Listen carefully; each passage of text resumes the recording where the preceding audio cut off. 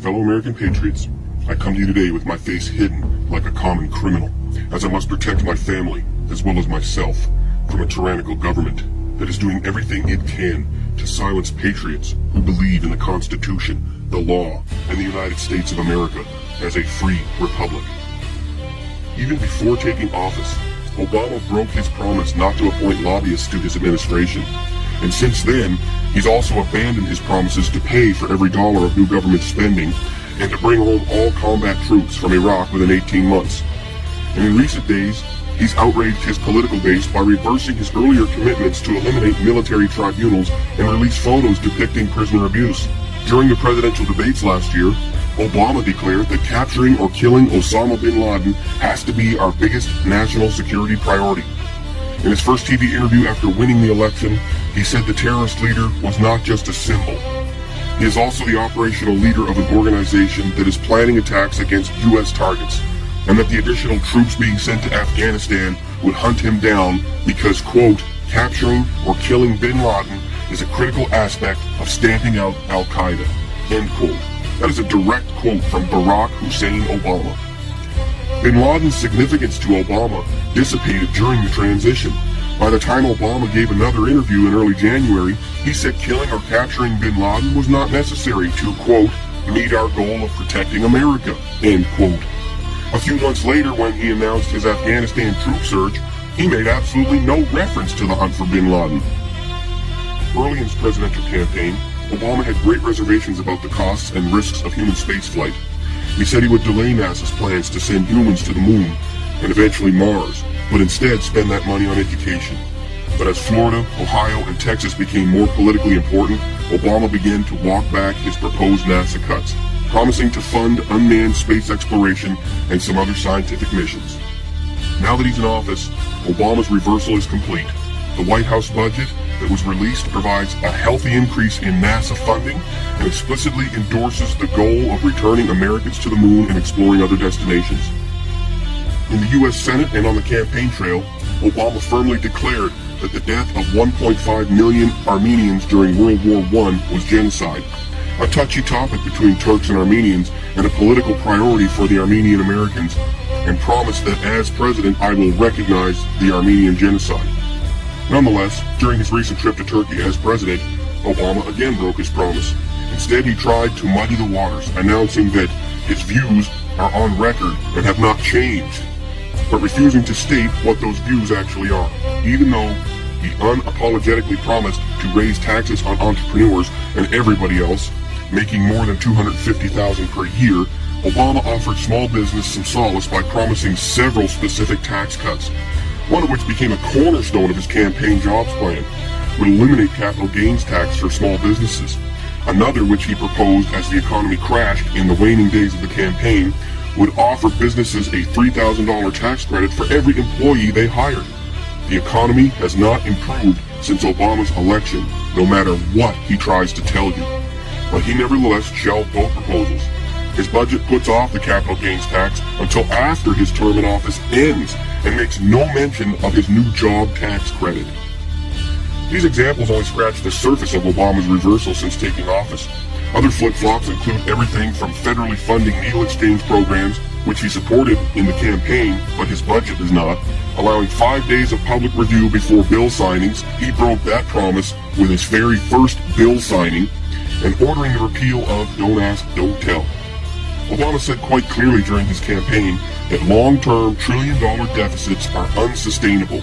His inaugural address warned about the need to cut programs that don't work and make hard choices. Excuse me, Mr. Obama, but you are spending trillions of dollars today on nothing. So you lied. You need to step down. It is bad enough that millions of liberals refuse to see that you are a fraud and an illegal alien, and they will not even accept the facts. Bold-faced lies are what you fed everyone. You are a liar, plain and simple.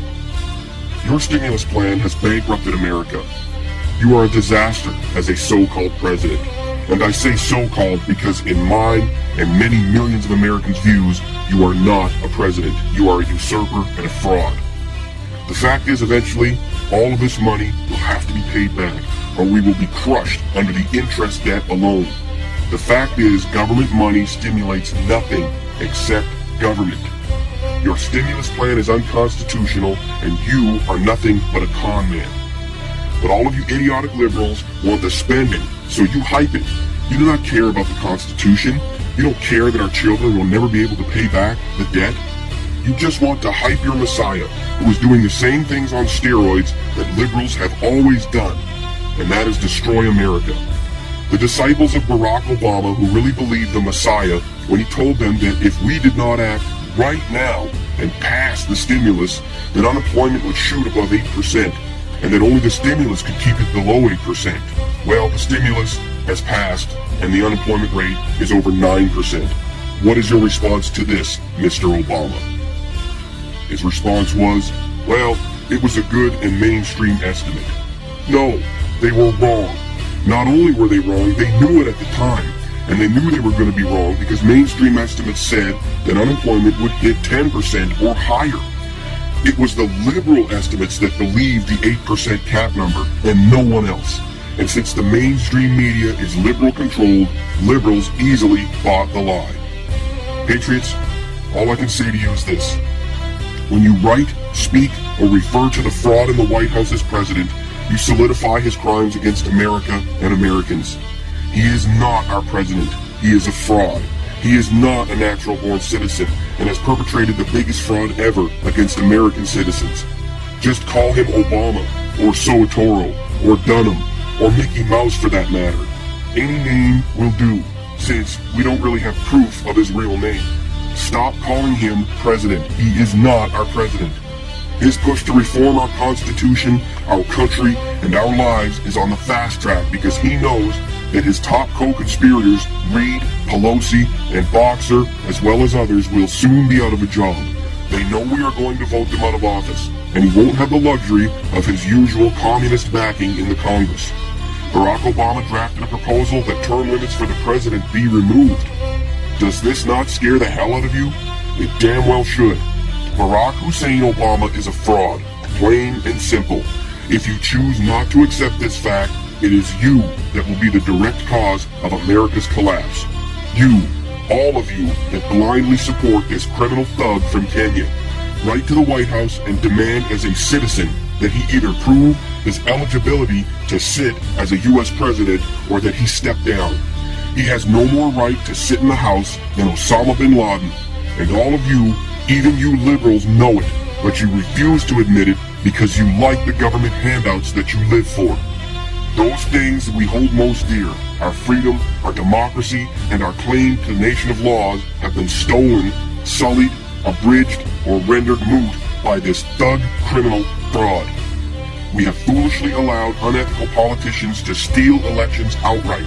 We even tolerated the Supreme Court getting in on the act. There has been no democracy in the USA since Bush versus Gore in 2000, and there may never be again. Patriots, the time has come to act. Write to the White House and demand that you have a representative government instead of a group of thugs running your life.